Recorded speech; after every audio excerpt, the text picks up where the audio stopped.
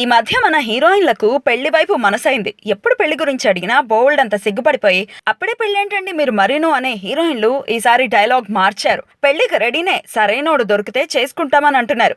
ఇంకొంతమంది నేను ప్రేమలో ఉన్నా అతన్నే పెళ్లి చేసుకుంటా అని ధైర్యంగానూ చెప్పేస్తున్నారు. ఒకరిద్దరు నేడో రేపో పెళ్లి చేసుకోవటానికి రెడీ కూడా అయిపోయారు. దాంతో టాలీవుడ్ కి పెళ్లిళ్ల కళ వచ్చేసినట్లయింది.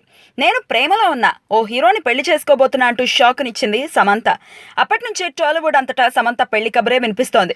సమంత మనసులో ఉన్నదెవరనే విషయంపై ఆరాలు సాగుతూనే ఉన్నాయి. ఈ ఏడాది చివర్లో సమంత పెళ్లి చేసుకోవడం ఖాయంలా కనిపిస్తోంది. ఈ మధ్య ప్రియమణి కూడా నిశ్చితార్థం చేసుకుంది. మనసిచ్చిపుచ్చుకున్న ప్రియుడితోనే 7 అడుగులు నడవడానికి సిద్ధమైంది. త్వరలోనే వీరిద్దరి పెళ్లి రిజిస్టర్ ఆఫీస్ లో జరగటం ఖాయమైపోయింది. ఇప్పుడు ఇలియానా కూడా నేను పెళ్లికి రెడీ అంటోందట. గత కొన్నేళ్లుగా ఇలియానా గురించి ఎవరూ పట్టించుకోవటం లేదు. అవకాశాలు రావటమే కష్టమైపోయింది. దాంతోపాటు ఇలియానాకి సినిమాల వైపు మక్కువ తీరిపోయినట్టయింది. అందుకే పెళ్లి వైపు చూస్తోంది.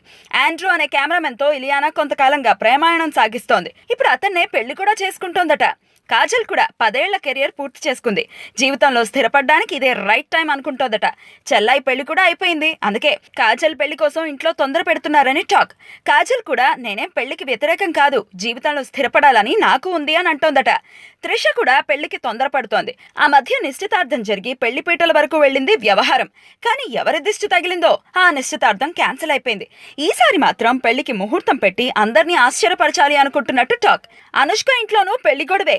ఆమెను పెళ్లి కూతురుగా చూడాలని ఇంట్లో వాళ్ళు ముచ్చట పడిపోతున్నారట. పైగా అనుష్క కెరియర్ ఇప్పుడు చివరాంకంలో ఉంది. ఎంత కాదన్నా మరో ఏడాదిలోగా ఆమె పెళ్లి జరగటం ఖాయం అని అంటున్నారంతా. టాలీవుడ్ లో ఇప్పుడు పెళ్లిళ్ల సీజన్ నడుస్తోంది.